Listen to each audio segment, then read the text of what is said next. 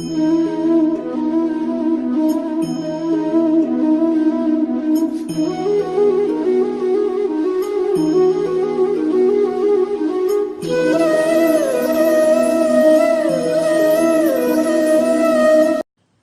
मित्रांनो, आज आपण घेणार आहोत 100 शब्द प्रति मिनिट मराठी लघुलेखन. लघुलेखनासंबंधी अनेक माहिती मिळवण्याकरिता व तसेच नवनवीन मराठी व इंग्रजी डिक्टेशन मिळवण्याकरिता आपण या चॅनलला जरूर सबस्क्राईब करा. चला तर मग सुरू करूया. 10 सेकंद, 5 सेकंद,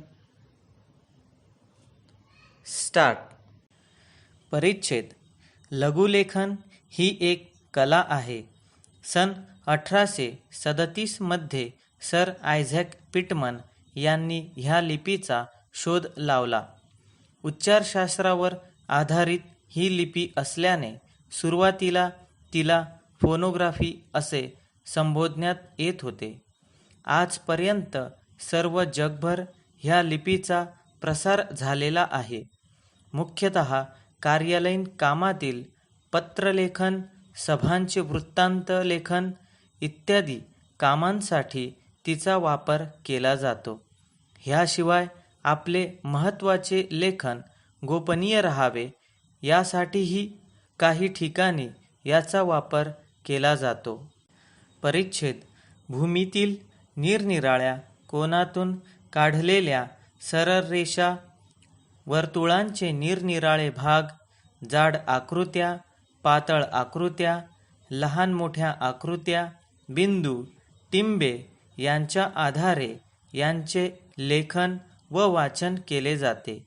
लघुलेखनाच्या अभ्यासक्रमात यावर आधारित निरनिराळे पाठ समजावून घेऊन ही कला आत्मसात करण्यासाठी बरीच मेहनत घ्यावी लागते.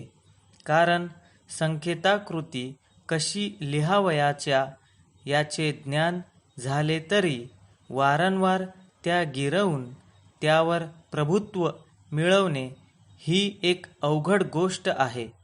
कित्येक विद्यार्थी सुरुवातीच्या टप्प्यात मोठ्या जोमाने सर्व अभ्यासक्रम पूर्ण करतातही, परंतु त्यानंतर जी अथक मेहनत घ्यावी लागते त्यात कमी पडतात.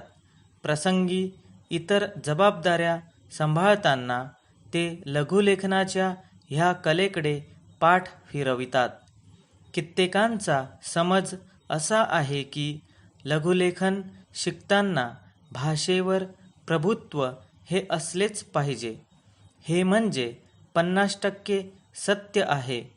कारण लघुलेखनासाठी विद्यार्थ्याला भाषेच्या व्याकरणाचे ज्ञान असले पाहिजे, परंतु त्यासाठी भाषापंडित असण्याचे कारण नाही.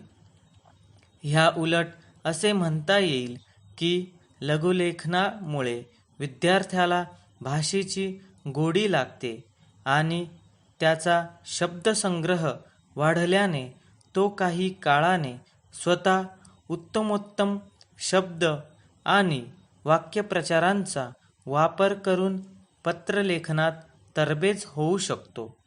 परिच्छेद. लघुलेखनासाठी उत्तम शिक्षक अथवा मार्गदर्शन मिळणे आजकाल दुरापास्त होत चालले आहे. याचे मुख्य कारण म्हणजे इतर विषयातील शिक्षक यांच्या विषयात निष्णात झाल्यानंतर ते ज्ञान अखंडपणे त्यांच्या शिष्यांना देत राहतात, परंतु उत्तम लघुलेखकाला स्वीय सहाय्यक, उच्च अधिकारी इत्यादी पदे प्राप्त झाल्यानंतर तो लघुलेखनात रस घेईनासा होतो आणि ही एक कला त्यांच्या बरोबरच लुप्त होते. परंतु उत्तम मार्गदर्शकाला अभ्यासू विद्यार्थी मिळाल्यानंतर आणि त्यांनी ही कला आत्मसात करून चांगल्या नोकऱ्या मिळविल्यानंतर होणारा आनंद अवर्णनीय असा असतो. प्रशिक्षित लघुलेखकाचे वेतन उच्च दर्जाचे असते. स्पर्धा कमी असल्याने लघुलेखनाच्या कलेकडे तरुण पिढीने अवश्य लक्ष द्यावे.